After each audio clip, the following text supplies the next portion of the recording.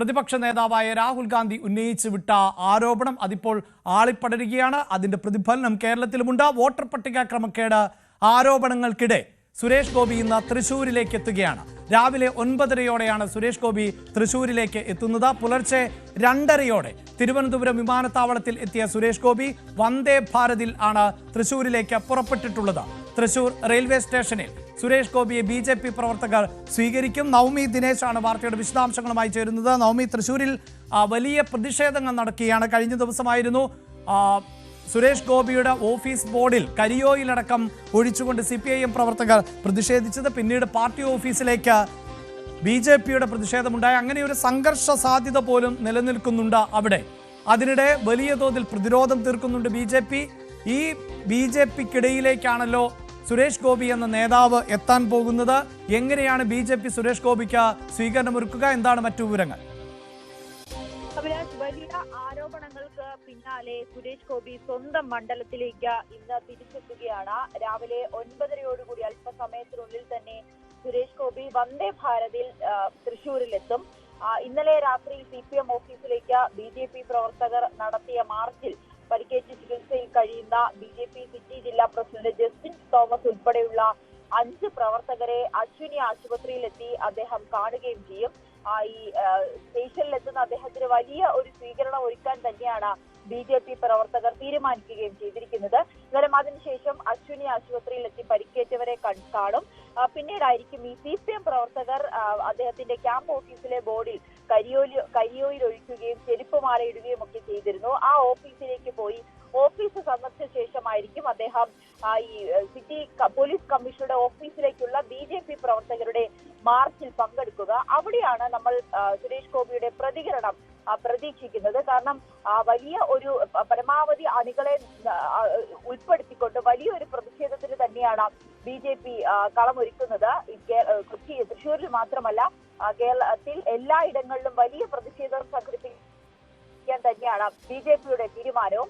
എന്തായാലും തൃശ്ശൂരിൽ നടക്കുന്ന ഈ ഒരു വലിയ പ്രതിഷേധത്തിൽ ശോഭാ സുരേന്ദ്രൻ, കെ സുരേന്ദ്രൻ ഉൾപ്പെടെയുള്ള പ്രധാനപ്പെട്ട നേതാക്കൾ എല്ലാവരും പങ്കെടുക്കുമെന്നാണ് നമുക്ക്. അവിടെ നവമി, ഒരു പക്ഷേ ഈ വിഷയം, അതായത് ഈ വാർത്ത പുറത്തു വന്നതിന് ശേഷം പലപ്പോഴായി മാധ്യമപ്രവർത്തകർ സുരേഷ് ഗോപിയുടെ പ്രതികരണം ആരാഞ്ഞതാണ് എങ്കിൽ പോലും അദ്ദേഹം മൗനം തുടരുന്ന ഒരു സാഹചര്യമുണ്ട്. അതിനു മുമ്പ് നമുക്കറിയാം, ഈ കന്യാസ്ത്രീകളുടെ അറസ്റ്റുമായി ബന്ധപ്പെട്ട വിഷയത്തിലടക്കമൊക്കെ പ്രതികരണം തേടിയപ്പോഴും കാര്യമായൊന്നും പ്രതികരിക്കാൻ അദ്ദേഹം തയ്യാറായില്ല. ഇന്നിപ്പോൾ ഈ പ്രതിഷേധങ്ങളുടെയൊക്കെ ഭാഗമായി സുരേഷ് ഗോപി തന്നെ സംസാരിക്കുവാനുള്ള സാധ്യതയുണ്ടോ? അഭിലാഷ്, സുരേഷ് ഗോപി ഇനി എന്താണ് ഇതിൽ മറുപടി പറയാനുള്ളത്? ഗുരുതരമായിട്ടുള്ള ആരോപണങ്ങളായിരുന്നു. നമ്മൾ ഈ ലോക്സഭാ തെരഞ്ഞെടുപ്പ് നടക്കുമ്പോൾ പോലും ഒറ്റുനോക്കിയ ഒരു മണ്ഡലം തന്നെയായിരുന്നു തൃശ്ശൂരിൽ. അവിടെ സുരേഷ് ഗോപിയുടെ പ്രവർത്തനങ്ങൾ, പിന്നീട് വലിയ ഭൂരിപക്ഷത്തിലുള്ള സുരേഷ് ഗോപിയുടെ വിജയം, ഇതെല്ലാം തന്നെ BJP വലിയ രീതിയിൽ ആഘോഷിച്ച ഒന്നായിരുന്നു. പക്ഷെ പിന്നീട് ഈ രാഹുൽ ഗാന്ധി ഉയർത്തിയ വ്യാജ വോട്ടുമായി ബന്ധപ്പെട്ട വിവാദങ്ങൾ നിലനിൽക്കുമ്പോൾ അതിൽ ഏറ്റവും കൂടുതൽ ഇപ്പോൾ ചർച്ച ചെയ്യപ്പെടുന്നത് തൃശ്ശൂർ മണ്ഡലം തന്നെയാണ്. VS സുനിൽകുമാറാണ് ആദ്യം തൃശ്ശൂരിൽ ഈ ഒരു വ്യാജ വോട്ടുണ്ട്, ഇരട്ട വോട്ടുണ്ടെന്ന ആരോപണവുമായി രംഗത്തെത്തുകയും പിന്നീട് അതിന്റെ തെളിവുകളടക്കം ഓരോ ദിവസവും കഴിയുന്തോറും പുറത്തു വരികയും ചെയ്തിരുന്നു. ഇതിനിടയിൽ തന്നെ ഈ കന്യാസ്ത്രീകളുടെ വിഷയത്തിൽ പോലും സുരേഷ് ഗോപി പ്രതികരിക്കാൻ തയ്യാറായിരുന്നില്ല. ഈ കേരളത്തിലില്ല, സുരേഷ് ഗോപിയെ കാണാനില്ല എന്ന് പറഞ്ഞുകൊണ്ട് കോൺഗ്രസ് നേതാവ് അടക്കം പോലീസിന് പരാതി നൽകുന്ന ഒരു ഘട്ടത്തിലേക്ക് വരെ കാര്യങ്ങൾ കടക്കുകയും ചെയ്തിരുന്നു.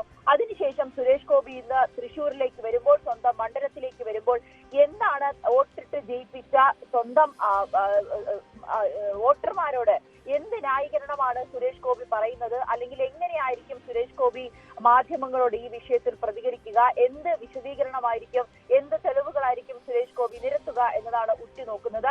നമ്മൾ പ്രതീക്ഷിക്കുന്നതും ആ ഒരു പ്രതികരണം 11 മണിയോടുകൂടി കമ്മീഷൻ ഓഫീസിലേക്കുള്ള മാർച്ചിൽ നിന്ന് തന്നെ ലഭിക്കുമെന്നാണ്. അതിനു മുൻപ് അദ്ദേഹം പ്രതികരിക്കാനുള്ള സാധ്യത കുറവാണ്. കാരണം ഇന്നലെയും ഡൽഹിയിൽ വെച്ച് മാധ്യമ പ്രവർത്തകരോട് സംസാരിക്കാൻ അദ്ദേഹം തയ്യാറായില്ല. തുടരെയുള്ള ചോദ്യങ്ങളോട് ആദ്യമായിട്ടായിരിക്കും സുരേഷ് ഗോപി മൗനം തുടർന്നത്. സാധാരണ മാധ്യമങ്ങളെ ആട്ടിപ്പായിക്കുന്ന ഒരു രീതിയായിരിക്കും സുരേഷ് ഗോപി നടത്തുന്നത്. പക്ഷെ ഇന്നലെ സുരേഷ് ഗോപിക്ക് മൗനം മാത്രമായിരുന്നു കടന്നു പോകുമ്പോൾ കാണാനുള്ളത്. സുരേഷ് ഗോപി മാധ്യമങ്ങൾക്ക് മുഖം കൊടുക്കാൻ പോലും തയ്യാറായില്ല.